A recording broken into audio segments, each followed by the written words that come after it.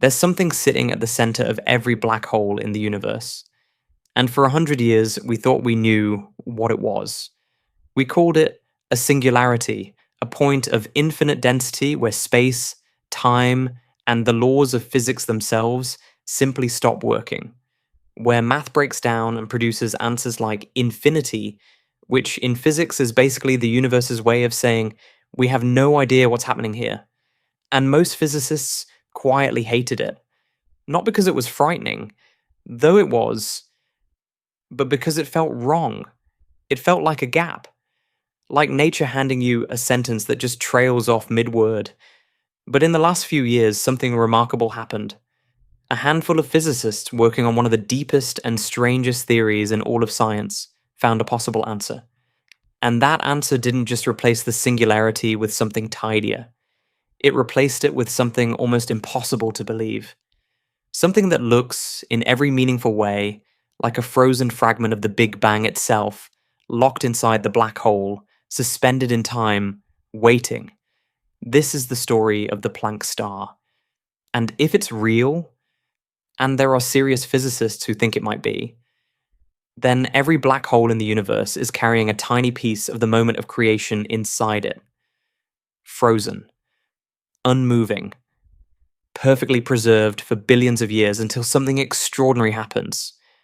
But before we get there, we need to understand why the singularity bothered people so much in the first place.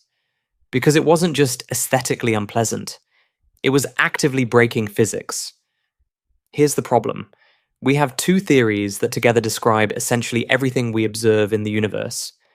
Quantum mechanics, which governs the very small, particles, atoms, the fabric of matter itself, and general relativity, which governs the very large, gravity, space-time, the motion of stars and galaxies. Both of these theories are extraordinarily precise. Both have been tested to ridiculous degrees of accuracy. And yet, at the singularity inside a black hole, they flatly contradict each other. They cannot both be right at the same time, which means the singularity isn't just a strange place, it's a place where our entire description of reality falls apart simultaneously. That's not a minor issue. That's a sign that something fundamental is missing from our picture of the universe. And so for decades, physicists looked for a way out. They needed a theory that could unify quantum mechanics and general relativity, what's often called quantum gravity. And most believed that once you had that theory, it would naturally dissolve the singularity. It would show that nature never actually reaches that infinite point, that something steps in, something we don't yet fully understand, and stops the collapse before the math goes insane. Now, if this channel means something to you and you'd like to help keep videos like this going, a super thanks genuinely makes a difference. Every one of them helps fund research time and better production. And hitting subscribe means you won't miss what's coming next. Because this story is just getting started. Back to the physics. The most serious contender for a quantum gravity theory, and the one at the heart of this story, is called loop quantum gravity. It's not as famous as string theory, which gets most of the popular science attention, but among physicists it's considered string theory's most credible competitor. And its central claim is this: space itself is not smooth and continuous. At the very smallest scales so tiny that no instrument we have could ever directly observe them, space is granular. It's made of discrete chunks, like pixels, but for the fabric of reality itself. These minimum units of space are called Planck scale structures, named after Max Planck, and the length of each one is almost incomprehensibly small. We're talking about 10 to the power of negative 35 meters. To give you a sense of how small that is, if you scaled a single atom up to the size of the observable universe, a Planck length would still be smaller than an atom. It's not just small, it's in a category of smallness that our intuitions can't reach. Now here's where it gets interesting. If space is made of these discrete, granular units, then you cannot compress matter into an infinitely small point. Because there is no infinitely small point. Space doesn't go there. It has a minimum, a floor. And so the singularity, this nightmare of infinite density, becomes physically impossible. Before matter ever reaches that point, the quantum structure of space itself pushes back. This is the core idea behind the Planck Star. In 2014, two physicists, Carlo Rovelli and Francesca Vidotto, took the mathematics of loop quantum gravity and asked, what actually happens inside a black hole when you account for this quantum structure of space? What replaces the singularity? And what they found was this. As a collapsing star is crushed toward the center of a black hole, getting denser and denser, it approaches the Planck scale.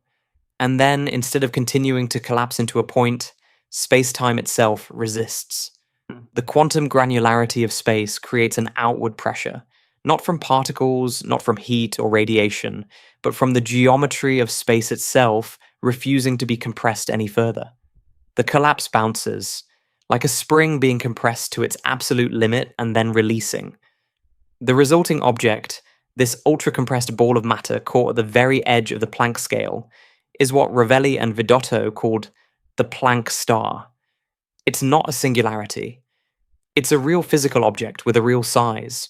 For a star roughly the mass of our sun, a Planck star would be about 1/1,000,000th of a meter across.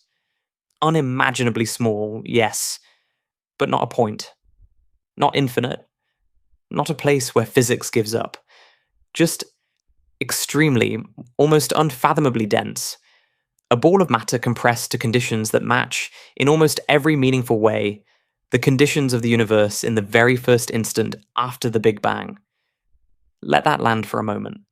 Inside every black hole, according to this theory, there's a tiny frozen fragment of the beginning of time. But then the obvious question, if the Planck star exists, and it's unstable, if that outward quantum pressure should cause it to rebound and explode outward as a burst of energy, why do we still see black holes sitting there calmly in space? Why isn't the universe filled with these explosions?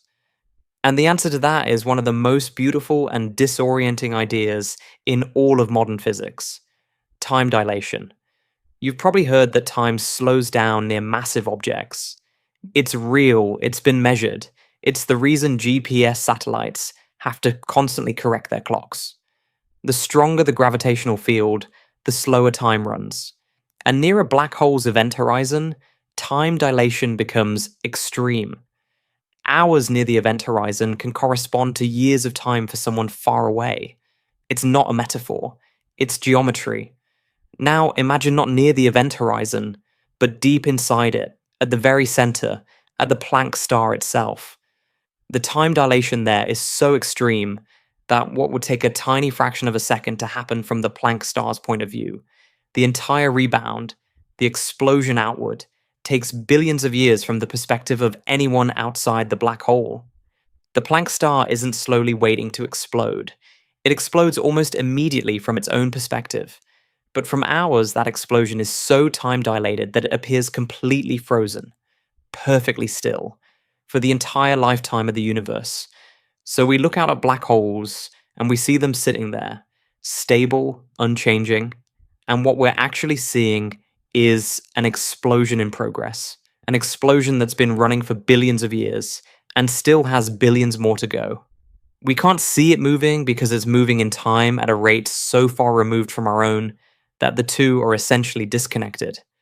This is, by almost any measure, one of the stranger ideas in contemporary physics.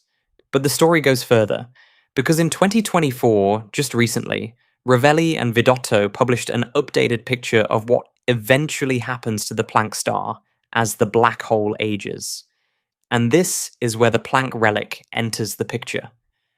As the black hole slowly loses mass through Hawking radiation, which is the faint, quantum mechanical glow that all black holes emit over enormous timescales, the event horizon gradually shrinks. Normally, the assumption is that the black hole eventually evaporates completely, taking all its information with it. And that's a catastrophic problem for quantum mechanics, which says information cannot be destroyed.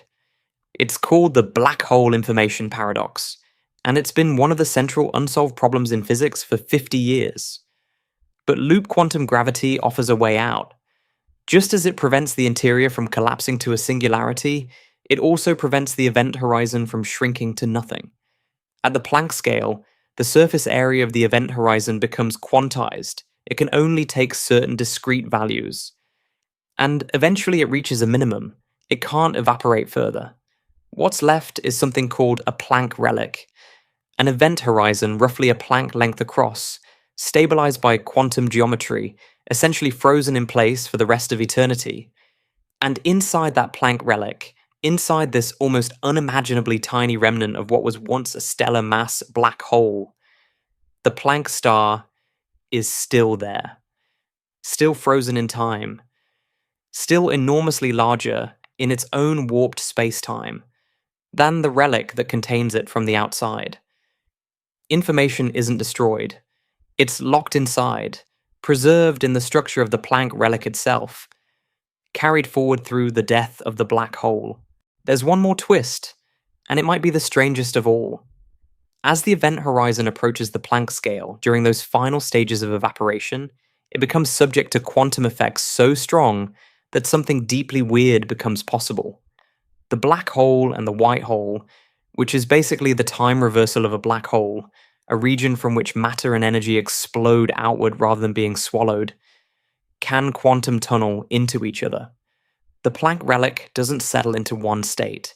It exists in a quantum superposition of both simultaneously, a state that is simultaneously about to explode outward and about to collapse inward, flickering between the two forever. There's a comment on the PBS Spacetime video about this that I think captures it perfectly. Someone wrote, Planck stars are caught between being about to explode and about to collapse. Same, honestly. And honestly same. Now, does any of this mean loop quantum gravity is correct? No. It's a candidate theory. It hasn't been fully worked out. The Planck star calculations involve significant approximations. The collapsing star was modeled as if it were a whole collapsing universe. Smooth, infinite, uniform, which isn't really what a star looks like. And quantum gravity as a theory hasn't made predictions that we can test with current instruments, which is the deepest frustration in this whole field. But here's what I find remarkable about this. We live in a universe that almost certainly contains billions of black holes, maybe more. And if Rovelli and Vidotto are right, if the Planck star is real, then every single one of those black holes is carrying something inside it that looks like the birth of a universe. Frozen. Still. Locked in a moment that from the outside looks permanent, but from the inside is about to become something else entirely. We don't know yet. That's the honest answer. We don't know if black holes end in singularities or Planck stars or something we haven't thought of yet. What we know is that they end in something, and that something is almost certainly stranger than any of us expected. And the search for that answer is one of the most genuinely exciting things happening in science right now. If you made it this far, thank you. This is exactly the kind of video this channel exists to make. Calm, careful, and willing to sit with the genuine strangeness of the universe without turning it into panic. If you want to support more like it, subscribing is free and it genuinely helps. And if you feel like this one was worth something extra, a super thanks goes directly toward making the next one better. Either way, I'm glad you're here.